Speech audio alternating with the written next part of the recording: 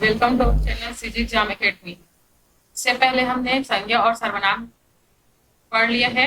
आज हम पढ़ने वाले हैं विशेषण। अगर आपने संज्ञा और सर्वनाम का वीडियो नहीं देखा होगा तो हमारे यूट्यूब चैनल में जाके देख सकते हैं। हम स्टार्ट करते हैं विशेषण। सबसे पहले हम देखेंगे विशेषण की परिभाषा। विशेषण होती क्या है? तो सबसे पहले जिस शब्द से संज्ञा या सर्वनाम, यहाँ पे इंपॉर्टेंट है, इसकी विशेषता बताएगा, संज्ञा या सर्वनाम की विशेषता का बोध हो उसे विशेषण कहते हैं। यह विशेषता संज्ञा के आकार, अवस्था, रूप, गुण, स्वभाव, स्थिति आदि से संबंधित हो सकती है। जैसे हम देखते हैं, पहला है संख्या। संख्या के आधार पे यहाँ 4 लड़कियां हैं, तो यहाँ भी लड़कियों की विशेषता बता रही है संख्या के आधार पे कि यह कितनी है, 4। दूसरा है आकार। आकार में है मोहन के हाथ में लंबी छड़ी है। मोहन के हाथ में छड़ी है, लेकिन वह छड़ी कैसी है? लंबी, अर्थात लंबी क्या है उसकी विशेषता बता रहा है, इसलिए वह विशेषण। जैसे इसमें तीसरा दिया है अवस्था। गीता 8 वर्ष की है, मतलब गीता की अवस्था बता रही, उम्र कितने की है वो? 8 वर्ष की, तो ये हो गया विशेषण। चौथा है रूप। रूप के आधार पे इसमें दिया है मुस्कान सुंदर लड़की है, तो मुस्कान की विशेषता बता रहा है कि वो कैसी है? सुंदर है, इसलिए सुंदर क्या है उसकी विशेषता बता रहा है, तो सुंदर हो गया विशेषण। रूप के बाद दिया है स्वभाव। छठवा है स्वभाव, तो वह दिया है कि वह मिलनसार व्यक्ति है। वह कैसा व्यक्ति है? मिलनसार। मिलनसार उसकी विशेषता बता रहे हैं, इसलिए मिलनसार क्या हुआ? विशेषण हुआ। यदि इसके स्थान पर अगर मान लो मिलनसार के जगह पे दिया होगा कि खड़ूस या दम्भी, तो यह होता है, वह भी उसकी विशेषता बता रहा है। विशेषता हमेशा या तो अच्छाई को लेके हो सकता है, अच्छाई और बुराई, अर्थात गुण और दोष। इसमें गुण और दोष दोनों को शामिल किया जाता है विशेषण में। तो खड़ूस या दम्भी भी क्या है? विशेषण है। अब सातवां दिया है स्थिति। राधा उनकी प्यारी बेटी है। सातवां दिया है स्थिति, इसमें है राधा उनकी प्यारी बेटी है, तो इसमें उसकी बेटी की विशेषता बता रहा है कि राधा कैसी है? तो प्यारी है, अतः यह भी विशेषण हुआ। अब फिर हम देखेंगे कि विशेषण कितने प्रकार के होते हैं। तो विशेषण मुख्य रूप से 4 प्रकार के होते हैं। ये कभी कभी पेपर में पूछा जा सकता है कि विशेषण के प्रकार कितने होते हैं, तो हमें याद रखना है कि विशेषण 4 प्रकार के होते हैं। तो इसमें देखेंगे, पहला गुणवाचक विशेषण, दूसरा है संख्यावाचक, तीसरा है परिमाणवाचक विशेषण और चौथा होता है सार्वनामिक विशेषण। तो हम एक एक को देखेंगे कि क्या होता है। तो पहला है गुणवाचक विशेषण। इसकी परिभाषा है जो शब्द, संज्ञा अथवा सर्वनाम, या तो वह संज्ञा की विशेषता या तो सर्वनाम की विशेषता किसके आधार पे बताएगा?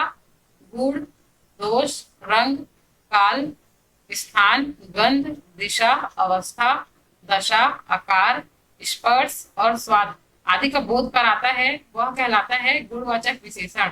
अर्थात इसमें संज्ञा और सर्वनाम का गुण, दोष जितने भी दिए हैं वो सबकी बोध कराता है, वह कहलाता है गुणवाचक विशेषण। हम इसकी गणना नहीं कर सकते क्योंकि इसका क्षेत्र व्यापक होता है। जैसे उदाहरण के लिए देखते हैं कि गुण बोधक में क्या होगा? अच्छा, भला, सुंदर, श्रेष्ठ, सच्चा, न्यायी, शांत, ईमानदार, दयालु और प्यारी। तो हमें इसमें यह स्पष्ट हो रहा है कि वह, उदाहरण के देखते हैं कि वह अच्छा व्यक्ति है, लेकिन हम उसकी गणना नहीं कर सकते कि वह कितना अच्छा है। इसका कोई माप का कोई मेजरमेंट नहीं होता कि हम नहीं बता सकते कि वह 100% अच्छा है कि कितना परसेंट अच्छा है। तो इसमें यह इंपॉर्टेंट है कि इसकी गणना मुमकिन नहीं है। अब दूसरा है उसमें दोष बोधक। दोष बोधक में बुरा, खराब, उद्दंड, जहरीला, कपटी और अन्यायी।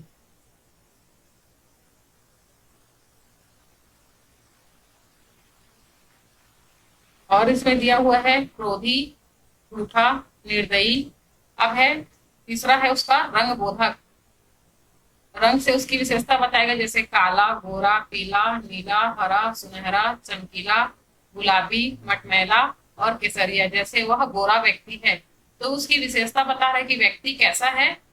गोरा है। तो ये हो गया उसके रंग के आधार पे। फिर है काल बोधक। इसमें बताएगा किस काल का है। जैसे बोलते हैं कि यह इसमें प्राचीन, पुराना, नवीन, क्षणिक, क्षणभंगुर, भूत, वर्तमान, भविष्य, दैनिक, साप्ताहिक, मासिक और वार्षिक। यह उसकी काल का बोध करा रहे, यह हो गया काल बोधक। फिर है स्थान बोधक। स्थान बोधक में वह किस क्षेत्र से संबंधित है। जैसे बिहार का है तो बिहारी, पंजाब का पंजाबी, और दिया हुआ है छत्तीसगढ़िया, भारतीय, शहरी, ग्रामीण, देशी, विदेशी, जापानी। यह उसका स्थान का बोध करा रहा है, इसलिए हो गया स्थान बोधक। फिर देखते हैं दिशा बोधक, किस दिशा में। जैसे उदाहरण के लिए कि आप जहां भी जाते हैं, बाजार पूर्व दिशा में स्थित है तो उसकी दिशा का बोध करा रहा है कि वह कौन सी दिशा पे है, पूर्व दिशा पे। यह हो गया दिशा बोधक। फिर है अवस्था बोधक। अवस्था बोधक में किसी व्यक्ति के वह किस अवस्था में है उसका बोध होता है। जैसे इसमें है युवा, युवावस्था, बूढ़ा, अधेड़, किशोर और तरुण। फिर है दशा बोधक। दशा बोधक में वह उसकी दशा का बोध कराता है, जैसे रोगी, चंगा, स्वस्थ और निरोगी। जैसे उदाहरण के देखते हैं कि वह स्वस्थ व्यक्ति है, तो इसमें हमें स्पष्ट हो रहा है कि स्वस्थ क्या है, उसकी दशा का बोध करा रहे हैं। यह हो गया दशा बोधक। फिर अगला आता है आकार बोधक। आकार बोधक में उसकी आकार की विशेषता बताएगा कि वह कैसा है। इसमें जैसे दिया गया है उदाहरण, छोटा, मोटा, बड़ा, टेढ़ा, गोल, चौकोर, नुकीला, लंबा आकार। अर्थात उसके आकार के बारे में हमें विशेषता बताता है, वह हो गया आकार बोधक। फिर अगला है स्पर्श बोधक। स्पर्श बोधक में कोमल, कठोर, मखमली, खुरदरा, मुलायम, चिकना और नरम। हमें उसको स्पर्श करने पे क्या महसूस होता है। जैसे कोई कपड़ा है जैसे मखमल का, उसको हम जब स्पर्श करते हैं तो हमें मखमली एहसास होता है, तो वह हो गया स्पर्श बोधक। फिर है स्वाद बोधक। खाने में जो स्वाद कैसा है, जैसे खट्टा, मीठा, कसैला, नमकीन, कड़वा। तो यह सब क्या हो गया उसका। कितने गुणवाचक में क्या क्या होते हैं ये हमने देखा स्टार्टिंग से लेके, तो ये इंपॉर्टेंट हो जाता है। कभी कभी एग्जाम में पूछा जाता है, जैसे उदाहरण दे दिया रहेगा कि यह फूल लाल रंग का है, तो इसमें बताएगा, इसमें पूछता है कि इसमें विशेषण क्या है। तो हमें पहचानना है कि उसके रंग के आधार पे क्या है उसकी विशेषता, की उसका कलर क्या है, लाल है। तो जब भी आपको एग्जाम में पूछे, एक वाक्य दिया रहेगा, उसमें से आपको समझना, मतलब पहचानना है कि कौन सा उसमें विशेषण है, तो यह हम इसको देख के बता सकते हैं कि उसमें क्या है। अब दूसरा टाइप होता है गुणवाचक के बाद है संख्यावाचक विशेषण। संख्यावाचक विशेषण पहला हमने पढ़ा गुणवाचक, अब उसका दूसरा प्रकार है संख्यावाचक विशेषण। तो संख्यावाचक विशेषण की परिभाषा क्या हुई, तो हमें वही लिखना है जो शब्द संज्ञा या सर्वनाम की संख्या का बोध कराते हैं उसे संख्यावाचक विशेषण कहते हैं। इस नाम से ही स्पष्ट है संख्यावाचक, अर्थात इसमें हमें उसकी संख्या का बोध होगा। अब यह भी दो प्रकार से हम इसको देख सकते हैं, पहला होता है निश्चित संख्यावाचक और दूसरा होता है अनिश्चित संख्यावाचक। तो पहला है निश्चित संख्यावाचक, इसमें निश्चित संख्या का बोध होता है, ये इंपॉर्टेंट है, इसमें निश्चित संख्या का बोध होता है। जैसे उदाहरण इसमें है 10 लड़के, प्रथम, द्वितीय और तिगुना दिया है। महाविद्यालय में 30 व्याख्याता है, व्याख्याता की संख्या कितनी है, 30। निश्चित है कि 30 ही है, इसलिए 30 क्या हुआ, निश्चित संख्यावाचक विशेषण। दूसरा उदाहरण दिया है राम 10 रसगुल्ले खा गया, तो खाया क्या है, राम रसगुल्ला, लेकिन कितना खाया है, 10। हमें पता है कि वह कितना है, निश्चित है कि 10 ही खाया है, इसलिए यह है निश्चित संख्यावाचक। फिर तीसरा है मेरे पास 7,500 रुपए है, यह भी निश्चित है। और लास्ट में दिया हुआ है मैं प्रति माह हनुमान मंदिर जाता हूँ, यह भी निश्चित है कि वो हर महीने जाता ही है। यह हो गया निश्चित संख्यावाचक। इसमें है निश्चित संख्यावाचक को प्रयोग के आधार पे हम 6 भाग में बांट सकते हैं। यह कभी एग्जाम में पूछा जाता है कितने टाइप के होते हैं, फिर भी देख लेते हैं। पहला होता है गणनावाचक। गणनावाचक मतलब जिसकी गणना हम कर सकते हैं, इसी को हम ले सकते हैं निश्चित संख्यावाचक, जिसे हम काउंट कर सकते हैं, वह होता है गणनावाचक। फिर दूसरा जिसमें दिया हुआ है क्रमवाचक। क्रमवाचक, तो देखते हैं कि क्रमवाचक विशेषण क्या होता है। तो जिन विशेषण से हमें किसका बोध होगा, क्रम का बोध होगा, वह कहलाता है क्रमवाचक विशेषण। जैसे उसमें उदाहरण दिया है पहला, 10वां, 12वां की क्रम, जैसे दिया है 1 2 3 4 5 ऐसे ऐसे करके 12 तक। तो ये हम काउंट करते आ रहे हैं, क्रम से है, संख्या दी हुई है, तो ये 12वां, ये हुआ क्रमवाचक। फिर तीसरा है आवृत्तिवाचक। इन विशेषण से आवृत्ति का बोध होता है। आवृत्ति जैसे 3 गुना 4 गुना जितना गुना है वह उसकी आवृत्ति कहलाता है। फिर दिया है समुदायवाचक। समुदायवाचक में इसमें कुछ संख्याओं के इकट्ठे समूह का बोध होता है। इसमें इंपॉर्टेंट है कि क्या है, इकट्ठे समूह का बोध होता है, जैसे दोनों, तीनों, चारों, इसमें बता ये सब एक साथ है, इसलिए यह हो गया समुदायवाचक। फिर ई है इसमें समुच्चयवाचक। समुच्चयवाचक में संख्याओं के समुच्चय का बोध होता है। उदाहरण दिया है इसमें दर्जन। दर्जन में सबको पता है कितनी होती है, 12। कोरी, इसमें आता है 20। 20 का समुच्चय कहलाता है कोरी। पंसेरी, 5 शेरों का समूह। सैकड़ा, इसमें है 100। चौका, छक्का, यह हो गया समुच्चयवाचक। अब है लास्ट में प्रत्येकवाचक। प्रत्येकवाचक में जिन विशेषण के द्वारा एक एक का बोध होता है। एक एक का बोध जैसे इसमें उदाहरण दिया है प्रतिदिन मतलब हर रोज, प्रति माह हर माह, प्रति वर्ष हर वर्ष, तो इसमें एक एक का बोध होता है, वह कहलाता है प्रत्येकवाचक विशेषण। अब इसमें देखे थे हम संख्यावाचक में पहला टाइप तो हमने पढ़ लिया निश्चित संख्यावाचक, इसके भी 6 भेद थे। अब है दूसरा अनिश्चित संख्यावाचक। तो अनिश्चित संख्यावाचक क्या होता है, इससे अनिश्चित संख्या का बोध होता है। अनिश्चित संख्या जैसे कुछ, कई, काफी, थोड़े, बहुत, अनेक। अब इसमें उदाहरण है, जैसे इसमें उदाहरण दिया हुआ है, कुछ लड़के आए थे, तो हमें पता नहीं चल रहा है कि कितने लड़के आए थे, लेकिन हाँ लड़के आए हैं। इसमें निश्चित संख्यावाचक नहीं है क्योंकि इसमें कुछ हमें उसकी कितनी संख्या है वह पता नहीं चल रहा है, इसलिए यह अनिश्चित संख्यावाचक विशेषण।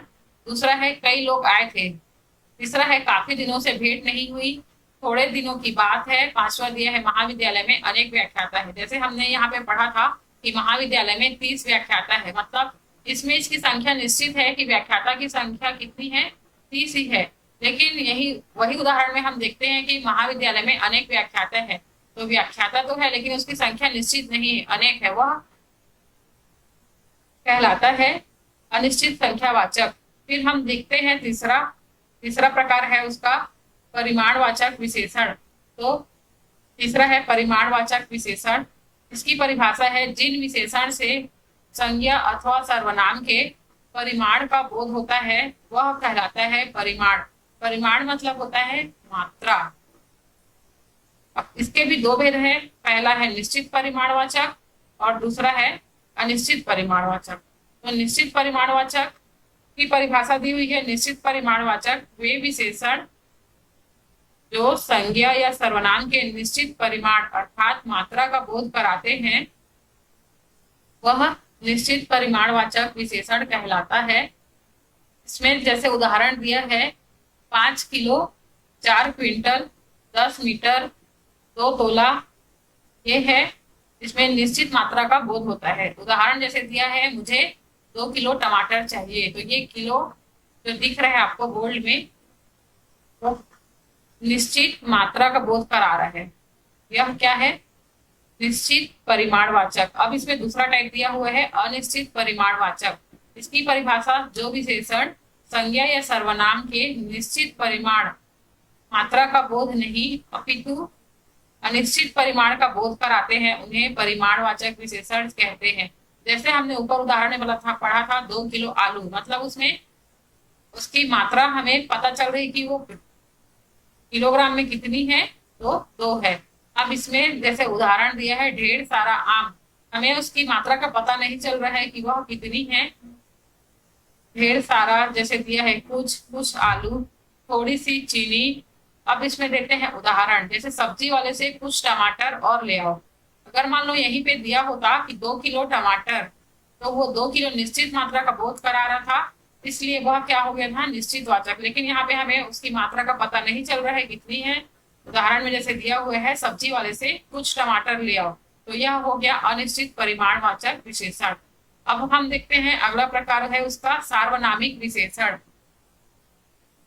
तो सार्वनामिक विशेषण, इसकी परिभाषा दिया है विशेषण के रूप में प्रयुक्त होने वाले सर्वनाम को सार्वनामिक विशेषण कहते हैं। विशेषण के रूप में प्रयुक्त होने वाले सर्वनाम, इससे पहले हम जब भी परिभाषा देखे थे जो ऊपर के 3 टाइप थे उसमें संज्ञा या सर्वनाम था, लेकिन यहाँ पे इम्पोर्टेंट यह है सार्वनामिक विशेषण में कि इसमें जो विशेषण के रूप में प्रयुक्त होगा वो हमेशा क्या होगा, सर्वनाम ही होगा, संज्ञा नहीं हो सकता। इसके भी दो भेद है, तो इसमें है पहला है मौलिक सार्वनामिक विशेषण और दूसरा है यौगिक सार्वनामिक विशेषण। तो एक एक करके हम देखते हैं। पहला है मौलिक सार्वनामिक विशेषण। इसकी परिभाषा, जो सर्वनाम बिना रूपांतरण के मौलिक रूप में संज्ञा से पहले आकर उसकी विशेषता बताते हैं। तो यहाँ इंपॉर्टेंट क्या है, यह सर्वनाम हमेशा किसके पहले आएगा, तो संज्ञा के पहले ही आएगा, उसके बाद नहीं आ सकता। तो यह है मौलिक सार्वनामिक विशेषण। जैसे इसमें उदाहरण दिया गया है, यह मेरी पुस्तक है, तो यहाँ पे उदाहरण दिया है यह मेरी पुस्तक है, यह क्या है, सर्वनाम। दूसरा दिया है यह घर श्याम का है। अब इसमें एक्सप्लेन करके दिया हुआ है, यहाँ यह पुस्तक की विशेषता बता रहे हैं कि यह पुस्तक मेरी ही है, किसी दूसरे का नहीं। यह मौलिक, जो यह दिया है मौलिक सर्वनाम है, मगर यहाँ यह किसके लिए उपयोग किया गया है, विशेषण के रूप में। यह पुस्तक मेरी ही है, किसी और की नहीं हो सकती, इसलिए यह है मौलिक सार्वनामिक विशेषण। जैसे दूसरा उदाहरण इसमें दिया था, यह घर इसका है, श्याम का है। तो बता रहे हैं दूसरे उदाहरण में, यह जो है विशेषता बता रहे हैं कि यह घर किसी और का नहीं हो सकता, इसका है श्याम का, अतः यह मौलिक सार्वनामिक विशेषण होगा। अब है इसमें दूसरा दिया है यौगिक सार्वनामिक विशेषण। तो इसकी परिभाषा है, जो सर्वनाम रूपांतरित होकर संज्ञा की विशेषता बताते हैं, वह कहलाता है, जो सर्वनाम, इसमें इंपॉर्टेंट है रूपांतरित होकर इसकी विशेषता बताएगा, संज्ञा की विशेषता, उसे यौगिक सार्वनामिक विशेषण कहा जाता है। जैसे उदाहरण दिया है, कैसा आदमी है, यहाँ कैसा का प्रयोग किसके रूप में हुआ है, विशेषण के रूप में हुआ है। जैसे इसका जो मूल हम देखेंगे मौलिक, तो मौलिक क्या है, कैसा का मौलिक है क्या।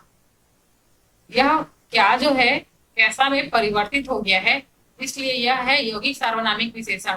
तो मौलिक और यौगिक में एक अंतर है कि दोनों में एक अंतर है कि जो मौलिक है इसमें मूल रूप में उपयोग होता है, मूल रूप में, और यौगिक सार्वनामिक विशेषण, तो यौगिक में जो मूल रूप है वो परिवर्तित हो जाता है। जैसे हम देखे थे मूल रूप में क्या, इसको परिवर्तित किए कैसा।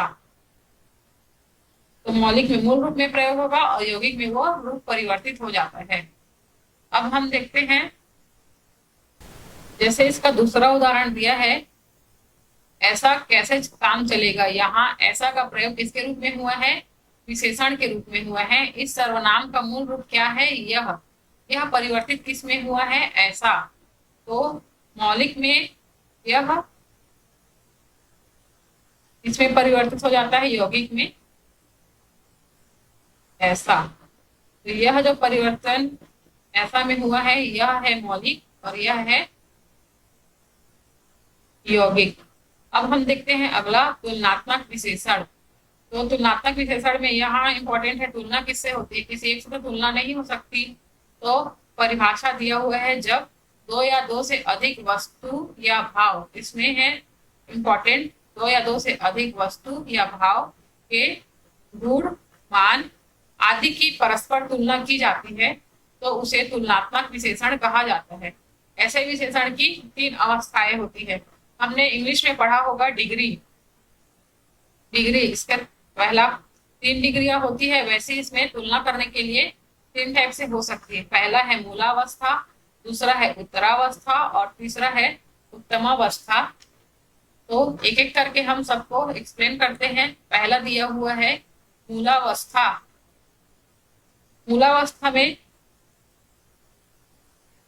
मूलावस्था में विशेषण बगैर किसी तुलना किए हुए अपने मूल रूप में होता है। इसमें केवल एक व्यक्ति, वस्तु आदि के गुण दोष प्रकट होते हैं। इसमें मूलावस्था में किसी से तुलना नहीं होगी, इसमें केवल एक ही व्यक्ति या वस्तु होते हैं। जैसे उदाहरण दिया है, मुस्कान सुंदर है, तो मुस्कान यहाँ पे एक ही व्यक्ति है, और वो उसकी विशेषता बता रहे हैं कि वह कैसी है, तो सुंदर। तो मूलावस्था के लिए इंपॉर्टेंट यह है, उसके इसमें किसी अन्य से तुलना नहीं होती है और यह अपने मूल रूप में होता है। दूसरा दिया है उत्तरावस्था। उत्तरावस्था में इसमें है कंडीशन दिया है कि जब दो या इसमें दो व्यक्ति या वस्तु के बीच में होती है। पहला था मूलावस्था। मूलावस्था में तुलना किसी से नहीं होगी, और उत्तरावस्था में इसमें है दो व्यक्ति या वस्तु के बीच अधिकता या न्यूनता को की बात होती है। उस विशेषण को हम कहते हैं उत्तरावस्था। जैसे राम मोहन से छोटा है, इसमें दिया है कि दो व्यक्ति या वस्तु, तो यहाँ पे दो व्यक्ति है, पहला है राम और दूसरा है मोहन। दोनों की तुलना हो रही है, किसको लेके, अधिकता या न्यूनता को लेके। तो ये छोटा, ये क्या हो गया, न्यूनता।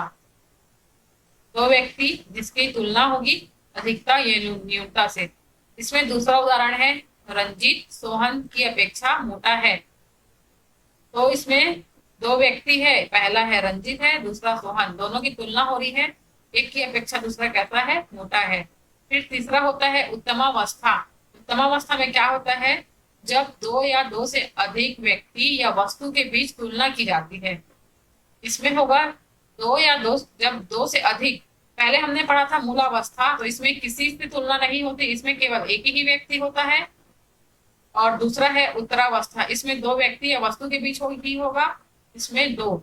अब है उत्तमावस्था, इसमें है दो या दो से अधिक, सॉरी दो से अधिक, दो से अधिक मतलब तीन चार पांच जितने भी हो सकते हैं, लेकिन कंडीशन फुलफिल होना चाहिए कि दो से अधिक होते हैं। इसमें उनमें से एक की श्रेष्ठता या निम्नता प्रतिपादित की जाती है, तब उसे उस विशेषण को उत्तमावस्था कहते हैं। जैसे इन पांचों पुस्तकों में यह सबसे श्रेष्ठ है, इसमें कंडीशन है कि दो से अधिक, हाँ तो इसमें है दो से अधिक कितनी है संख्या में, पांच, और उसकी श्रेष्ठता या निम्नता, तो इसमें बता रहे हैं कि श्रेष्ठ, सबसे श्रेष्ठ क्या है, तो यह। अब आगे है तुलनात्मक विशेषण। आगे दिया हुआ है तुलनात्मक विशेषण, इसमें अंग्रेजी और हिंदी की तुलना कैसे की जाती है। तो आइए स्पष्ट करते हैं कि अंग्रेजी और हिंदी दोनों भारोपी भाषा परिवार, हम आगे पढ़ेंगे भाषा परिवार क्या होता है। तो यहाँ पे इंपॉर्टेंट क्या है कि अंग्रेजी और हिंदी दोनों भारोपी भाषा की समृद्ध भाषाएं हैं, जिसकी व्याकरण में समानताएं हैं, परंतु हिंदी व्याकरण में विशेषण की तुलना उस ढंग से नहीं होती जिस तरह अंग्रेजी में होती है। जैसे अंग्रेजी में हम जब तुलना करना रहता है इंग्लिश ग्रामर में, तो हम डिग्री पढ़ते हैं। तो इंग्लिश में डिग्री कितने टाइप की होती है, तीन टाइप की होती है।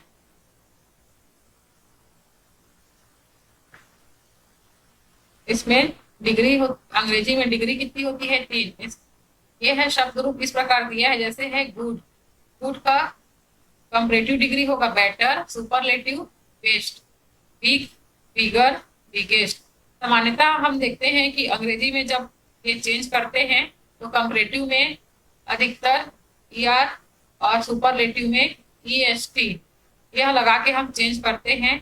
इसमें उदाहरण दिया है कि अंग्रेजी में विशेषण की तुलना करते समय शब्द के रूप क्या होते हैं, परिवर्तित होते हैं, लेकिन हिंदी की तुलना करने पर विशेषण सेम बना रहता है, मतलब उसमें कोई परिवर्तन या विकार नहीं होता। यहाँ पे अंतर यही है कि अंग्रेजी में जब हम विशेषण की तुलना करते हैं तो शब्दों के रूप परिवर्तित हो जाते हैं, जबकि हिंदी में ज्यों का त्यों बना रहता है, उसमें कुछ विकार या परिवर्तन नहीं होता। जैसे उदाहरण इसमें दिया हुआ है कि श्याम मोहन से अधिक ईमानदार है, तो इसमें तुलना कर रहे हैं, ईमानदार ईमानदार ही है, इसमें उसका शब्द परिवर्तित नहीं हो रहा है। तुलना दो व्यक्तियों के बीच से ईमानदारी को लेकर हो रहा है कि वह अधिक ईमानदार है। दूसरा उदाहरण दिया है कि दिलीप की पुस्तक प्रदीप से कीमती है। यहाँ पे भी कीमती क्या है, विशेषण है, लेकिन इसका रूप नहीं बदल रहा है। तीसरा दिया है अनूप अपने वर्ग में सबसे तेज विद्यार्थी है। तेज क्या है, विशेषण है, उसकी विशेषता बता रहा है कि अनूप अपने वर्ग में कितने भी व्यक्ति हो सकते हैं, इसकी यह विशेषता बता रहे हैं कि अनूप कैसा है, तेज विद्यार्थी है। जैसे आगे स्पष्ट किया गया है, इन वाक्यों में ईमानदार, कीमती और तेज क्या है, विशेषण है।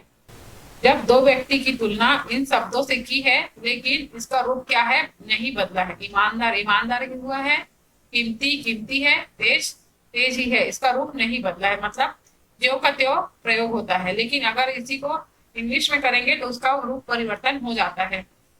अगर हमें हिंदी में कंपेयर करना है किसी से तो किस क्या से करते हैं, या तो से जैसे राम श्याम से अधिक, तो श्याम ये आ गया से, अपेक्षा सामने सब में सबसे, जैसे हमने पढ़ा था कि अनूप अपने वर्ग में सबसे तेज है, तो ये सबसे क्या हो गया, उसकी तुलना हो रही है। क्या क्या लगा के करते हैं, पहला है से, दूसरा अपेक्षा, तीसरा सामने, चौथा सब में और पांचवा सबसे।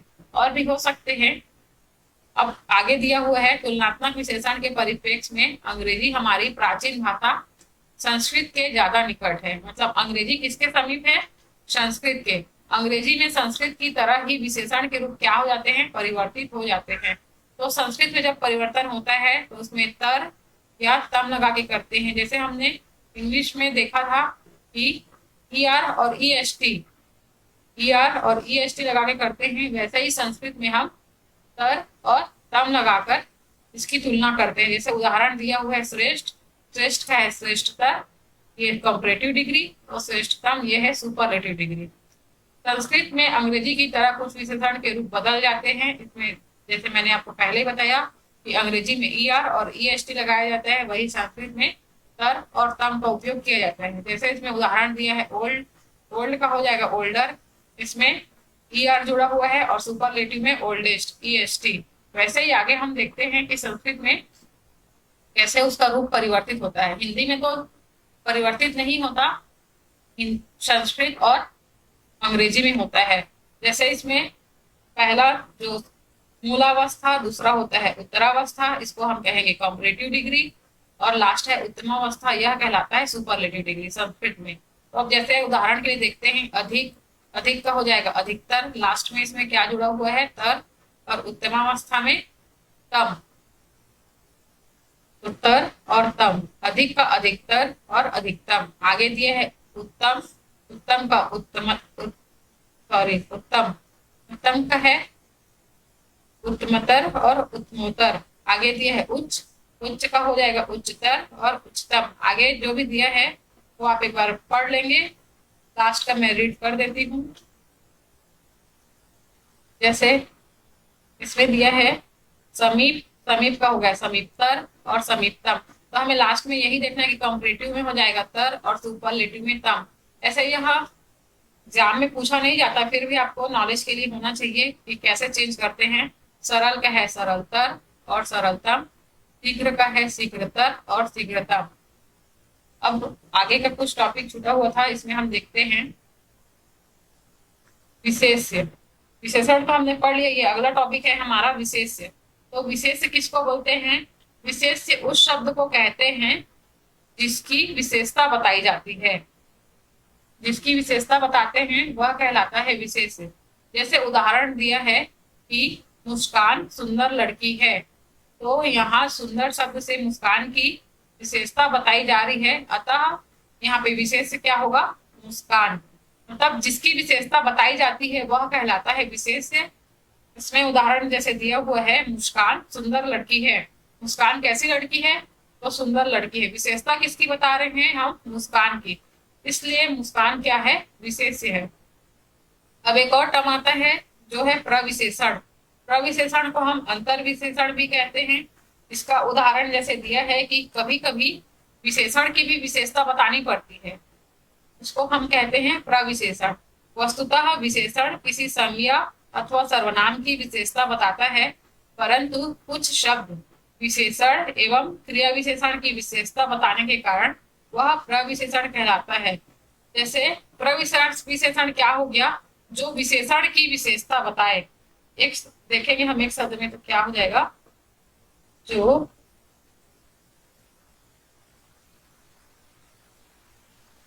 विशेषण की विशेषता बताए वह कहलाता है प्रविशेषण। तो एक है हमारे पंडित कामता प्रसाद गुरु जी, तो प्रविशेषण को इन्होंने अंतर विशेषण कहा है।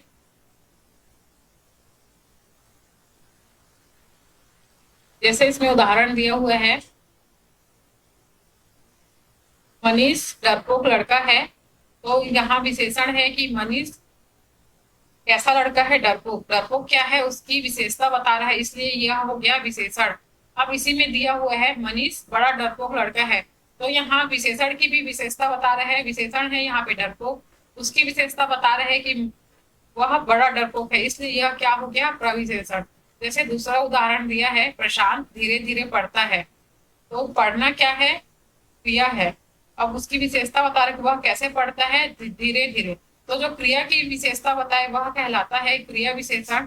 अब जिसमें जैसे इसमें आगे दिया हुआ है, प्रशांत बहुत धीरे धीरे पढ़ता है, तो क्रिया विशेषण तो हमको पता चल गया कि क्या है, धीरे धीरे। लेकिन अब कैसे पढ़ता है वह, बहुत धीरे धीरे। तो क्रिया विशेषण की जो विशेषता बता रहे हैं कि वह बहुत धीरे धीरे पढ़ता है, यह कहलाता है प्रविशेषण। तो आज हमारा विशेषण का टॉपिक कंप्लीट हुआ। अगर आपको वीडियो अच्छा लगा तो आप लाइक करें, सब्सक्राइब करें। Thank you.